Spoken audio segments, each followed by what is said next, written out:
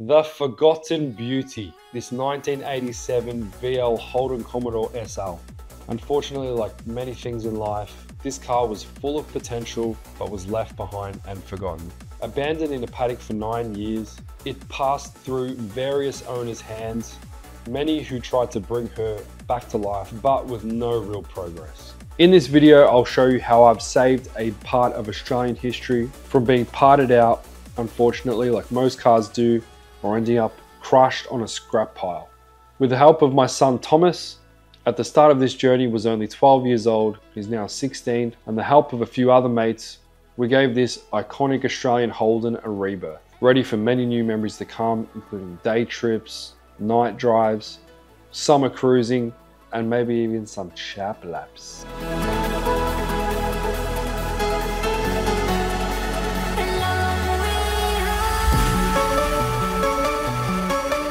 Life's too short to miss out on making unforgettable memories. As we know in life, things happen unexpectedly and bang, within a second, it's just gone. So if you are someone who loves cruising down the highway, having fun, making great memories with your family, kids or mates, I'm giving you guys the opportunity to be part of this car's next chapter because I'm giving this car away to one of you guys. Summer is only a few months away at the time of making this video and it will be here before we know it. So if you're interested or you need a car to throw your running gear in, or if you just want something that is not gonna wrap you around a pole or get you in trouble with highway patrol, that kind of rhymes.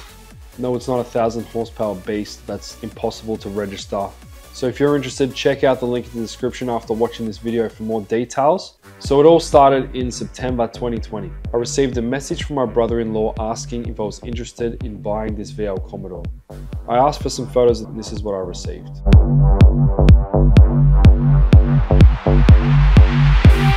Me, being optimistic and positive, I saw potential and I went with my gut feeling and decided to buy it.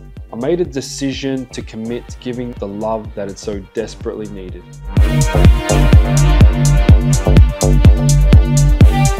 I decided to restore this car as my intuition was speaking to me. Something about the Venetian red and the sandalwood interior I just love. Also the fact that it is a Series 2 SL caught my attention. I couldn't stop picturing how nice this car would be restored and cruising along the highway, shining in the sun, or on a hot summer's night. The satisfaction of restoring something is priceless. The way I see it, every day these cars are getting rarer, and even though it's a huge commitment and a ton of work, I think it's worth it. Not just for the final result, but for the learning experience and the quality time I could spend developing skills with my son Thomas. The quality time together is also priceless. I want to show him that with a vision, a decision, persistence, and commitment, even the hardest of tasks can be done. I also want to just inspire you guys and girls out there who have projects sitting around that need to be completed. I hope this video sparks something inside of you to go out and finish or make some progress on that project that's been forgotten.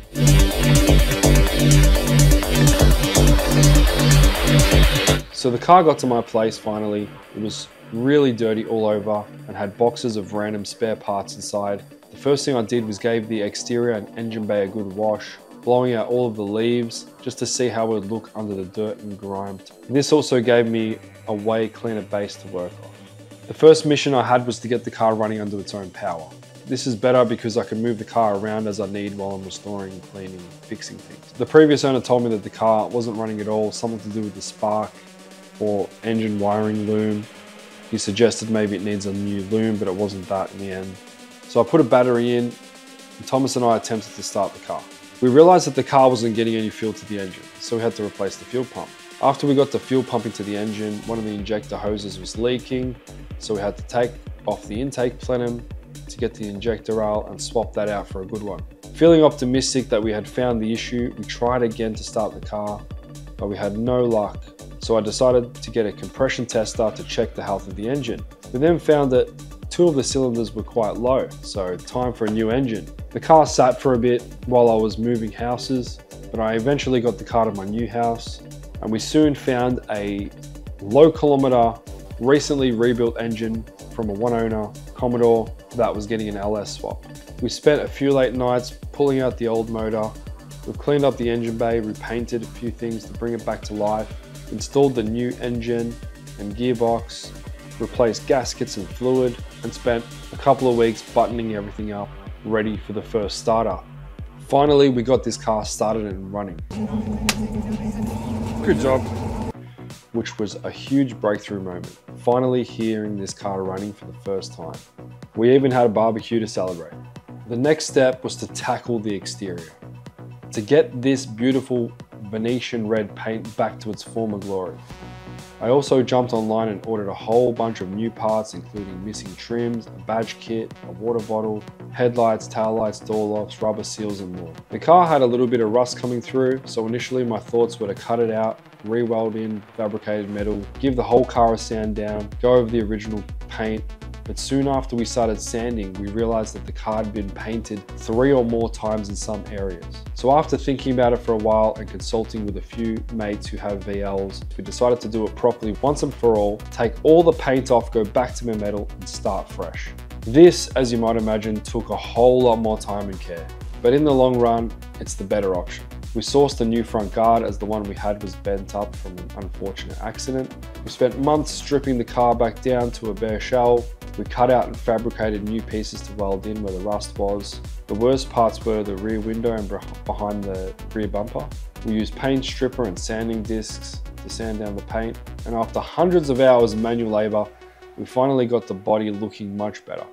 After I was happy with the body repairs, I spent many hours hand sanding and blocking back the primer to get ready for paint. I popped down to Paint Away in Sunshine, Victoria and had them make up 4 litres of the original Venetian red base coat. I then had to prep the area for painting and we sent down a generous 3 to 4 layers of base coat and a very generous 4 to 5 coats of clear coat. After that, I tackled all the MX grey parts in the car, such as the body mouldings and front and rear bumpers.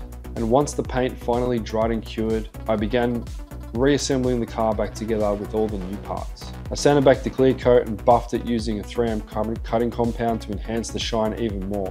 I even got my missus to help me remove the old ugly purple window tint where we used a heat gun and steamer to bring it back to its original look.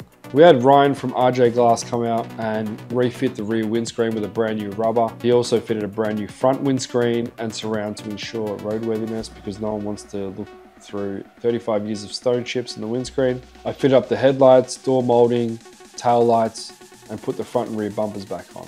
And for now, I've only just fitted up the front Holden badge on the car. However, I have the complete badge kit. For the wheels, I decided to go with the original look, retaining the 15-inch tire and rim and fitting them with the beautiful reproduction hubcaps styled after the original VL Turbo model, and all in MX grey to match the bumpers and side moldings. I think these look wonderful. They keep the car period correct, and I've had so many compliments already, which is always a good sign.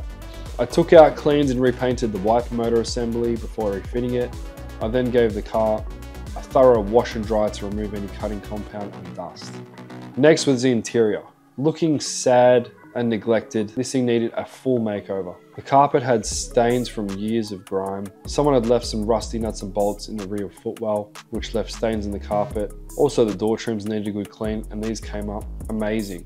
The center console was faded and had marks on it, and so did the glove box lid and other panels. I did buy new aftermarket carpet for the car, but my VL enthusiast mates advised me to try my best to clean up the original carpet, keeping it authentic and well-fitting, so that's what I did. I made up my own solution of degreaser and soap, put it in a weed spraying bottle for convenience, let it soak into the carpet and then rinsed it out many times and let it thoroughly dry. The results were amazing. I even did the seats, which got rid of years of dirt and grime, giving them a much better overall look while still keeping them original to the car. Scouring the internet, I sourced an original steering wheel, which is super hard to find these days or ridiculously expensive. And I also found a factory fitted VL AM FM tape deck stereo to fill that big hole in the dash and bring it back to its original 80s condition. After doing some research, I found that a lot of VL owners and enthusiasts have repainted their interiors, as that's how they come factory, so I decided to do the same. I went back down to Paint Away in Sunshine and had them make up and color match some sandalwood interior paint in 2 different shades, one for the dash and center console and another for the lighter areas such as the kick panels. I had the paint custom made with flex agent added, which allows the interior parts to move without cracking the paint like normal paint would. I spent days removing all the interior pieces and had them laid out on my coffee table. As you can see, they needed some serious love. And while the dash was out, I thought to myself, I've come this far, I might as well clean under there too. So I did that and used the air hose to blow out any dust from the air vents. While the carpet was out, I got to work on the interior floor plan. I decided to wire brush and remove all of the old carpet underlay, which was looking rather old and worn. I extensively vacuumed the area, rush treated it from front to back, repainted it, and laid down new carpet underlay before fitting the refurbished carpet back in. It ended up being days of work, but I couldn't come this far without doing it properly. Moving back onto the interior parts, the original dash cluster had seen better days. The original clock arm had fallen off, so I stuck that back on and gave the plastic a polish to give it that fresh look. The door sills also needed some love, so I spent hours scrubbing them to match the rest of the interior. I took my time and lightly painted the interior pieces, and the finish came out perfect. I'm still finishing off the interior. I either need to repair the stereo surround piece or find a new one, as some of the tabs were previously broken off. I've been on the lookout for another replacement. So the build is drawing to an end. It was super difficult to stay motivated and dedicated to the process. Some of the jobs you may think will only take 10 minutes, but you can end up spending days on small things. No one sees the small stuff, like the 100 trips to the shop that you need to make for things like sprays, screws, paint, and other little bits and pieces. Commitment to finishing any large job is hard. It's not easy at all. But I just want to say that one of the biggest trust killers, whether it's to yourself or others, is committing to something, telling yourself or other people that you're going to do it, and then giving up. The passion can quickly die and fizzle away if you don't act and stay committed through the hard times. Even other people can lose trust in you, like your wife, kids, your mates, because every time you say you're going to do something and then you don't do it, your word loses its trust. Every time you tell yourself you're going to do something and you don't follow through, you actually start to lose trust in yourself, something I've battled with. But nothing great comes easy. It takes commitment. This goes for car builds, promises you make to yourself about health, relationships, and other projects. And I know as a man, when you set out to do a task, especially a big one, and you successfully complete it, it's one of the most rewarding feelings. It builds unbreakable confidence and hopefully inspires others around you that they can do the same.